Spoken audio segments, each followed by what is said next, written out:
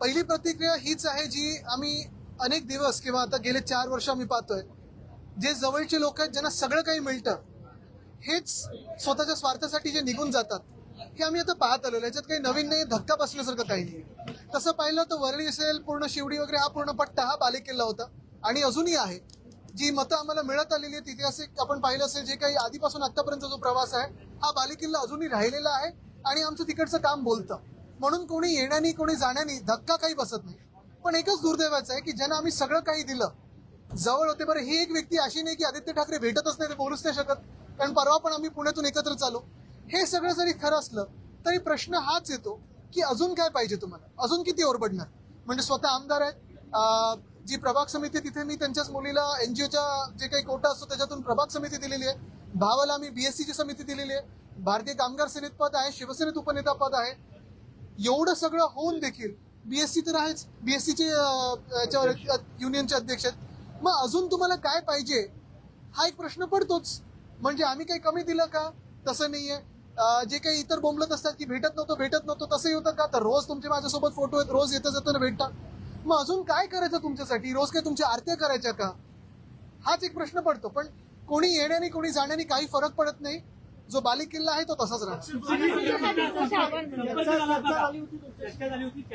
अरे परवा पुण्यावर येताना आमची सखोल चर्चा, कुठे कुठे काय काय करायला पाहिजे, काय परिस्थिती. पण एक निश्चित होतं, थोडं मनात नैराश्य होतंच की आता लोकशाहीचं कसं होणार, लढणार कसं, असं तसं हे सगळं होतं की आता पुढे काय होणार, संविधानच बदलतायत.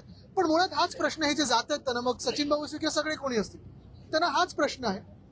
जे खासदार गेलेत किंवा आज हे गेलेले आहेत, पुढेही कोण जे फोडायला ते ज्यांच्यावर लक्ष असतील, की जे आपली मंदिरं लुटत आहेत. अयोध्याचा जमीन घोटाळा ज्यांनी केला, उज्जैनमध्ये जमीन घोटाळा केला, अशी हिंदू मंदिरं लुटणाऱ्यांसोबत तुम्ही कसे बसू शकता? जे महामानव डॉक्टर बाबासाहेब आंबेडकरांचं संविधान बदलू इच्छित आहेत, दोन तृतीयांश पूर्ण जे काही मेजॉरिटी पाहिजे ते करून, 2/3 मेजॉरिटी करून, ज्यांना डॉक्टर बाबासाहेब आंबेडकरांनी दिलेलं संविधान बदलायचंय, तुम्ही त्यांच्यासोबत कसे बसू शकता? आणि तिसरी गोष्ट म्हणजे, ठीक आहे, हे आम्ही थोडं खोलावर अभ्यास केल्यानंतर समजायला लागलेलं आहे की हे जे काही पहिलं ऑपरेशन टायगर होतं, मग आता हे आहे, मग सतत ही चर्चा चालली आहे. हे ऑपरेशन टायगर मुळीच नाहीये, हे ऑपरेशन देवेंद्र फडणवीस आहे आणि त्याचा हा परिणाम आहे. पूर्ण मराठी करून सुनील शिंदे असं म्हणतात की पक्षाच्या काही नेत्यांनी आत्मचिंतन केलं पाहिजे, सुनील शिंदे असं म्हणतात. मला वाटतं एक महत्वाची हीच गोष्ट आहे की ऑपरेशन देवेंद्र फडणवीस आहे आणि ज्यांना ज्यांना समजतंय त्यांना हे कळतंय. जे कोणाला माहिती आहे ते करतील. सुनील शिंदे यांचं असं म्हणणं आहे, अरे ठीक आहे ना, काही फरक नाही पडत असले नसले तरी. म्हणजे सकाळी त्यांनी मला मेसेज पाठवले की उभे नाही राहणार, पण हे सगळे म्हणण्याच्या गोष्टी असतात. महत्वाची गोष्ट हीच आहे की कोणी कुठूनही उभं राहिलं. आपण पाहिलं ना, वाराणसीत पण 3दा एका उमेदवाराला मागे जावंच लागलं, ट्रेलिंग होतेच. आणि आज मी परत एकदा विचारतोय, या देशातली लोक असतील, हे जी भाजप आज राम मंदिर बनवू म्हणून असंख्य कार्यकर्त्यांना ज्यांनी रस्त्यावर आणलं, आंदोलनं करायला लावले, आमच्यासारखे पक्ष ते आंदोलनात होते, भाजपने दंगली घडवून आणल्या, तेच आज राम मंदिर लुटत आहेत. आज दुसरी गोष्ट, हाच एक महत्वाचा प्रश्न पडतो की भाजपच्या कार्यकर्त्यांना आणि संघाच्या कार्यकर्त्यांना माझा सवाल आहे की एवढे सगळे लोक तुम्ही डोक्यावर बसून आज परत एकदा उपसभापती पदावर बसवलंय, का नाही कोणी भाजपचा कार्यकर्ता तिथे बसलेला आहे? जे 25-30 वर्ष घरदार सोडून भाजपसाठी प्रचार करतात, त्यांना बाजूला ठेवून तुम्ही हे उपरे बसवताय तुमच्या डोक्यावर. कसं चालतंय तुम्हाला? हे भाजपने विचार केला पाहिजे. आणि म्हणून पुन्हा एकदा बोलतो, हे ऑपरेशन टायगर नाही, तर ऑपरेशन देवेंद्र फडणवीस आहे. त्याच्यात आम्ही कोलॅटरल डॅमेज, जी काही योग्य कारवाई असेल ती आम्ही केल्याशिवाय राहणार नाही. पण दुसरी गोष्ट पुन्हा एकदा मी तुम्हाला विचारतो, भाजपचे कार्यकर्ते जे वर्षानुवर्ष काम करत घरदार सोडून इथपर्यंत पोहोचले आहेत, त्यांना काय उच्च पद मिळत नाहीत? एवढी सत्ता असताना, खालती 130 136 त्यांचे आमदार आहेत, तरी देखील का नाही सत्ता मिळत? का सत्तेपासून दूर ठेवलं जातं? का तुम्हाला बाहेरचे लोक लागतात? एक तर तुमच्याकडे टॅलेंट नसेल किंवा तुमच्या कार्यकर्त्यांना पुढे आणायचं नसेल. शिवसेना ही सत्ता पक्षांना संपवायची. थांबा, वरळी पुढची आमच्या तिकडचं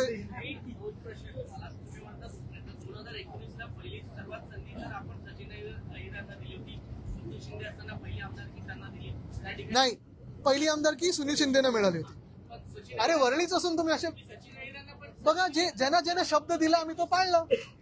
आमदारकीचा असेल, खासदारकीचा असेल, नगरसेवक पदाचा असेल, कोऑपचा असेल, ज्यांना आम्ही शब्द दिले ते पाळले. आम्ही शब्द पाळणारे आहोत. तुमच्याकडून ती निष्ठा तुम्ही पाळताय की नाही हा तुमचा प्रश्न आहे, तो आमचा प्रॉब्लेम नाहीये. आम्ही जे शब्द देतो ते आम्ही पाळतो. तुम्ही जो आम्हाला शब्द दिला होता निष्ठेचा किंवा सोबत राहण्याचा या परिस्थितीमध्ये तुम्ही पाळला नाही, तुम्ही त्या वचनाला जगू नाही शकलात, हा तुमचा प्रश्न आहे. सुनील शिंदे सुद्धा नाराज असल्याचं दिसतंय. अरे तुम्हाला ते कायलाच सांगतात का? आता त्यांनी प्रतिक्रिया दिली आहे.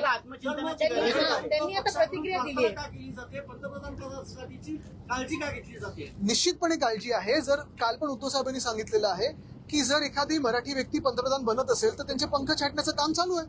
तसं आपण पाहिलं असेल तर नितीन गडकरीजींचे पंख छाटले नाहीत का? शिवराज सिंग चौहान खूप चांगले मुख्यमंत्री होते, वरच्या कॅबिनेटमध्ये घेऊन शांत केलंच ना त्यांना.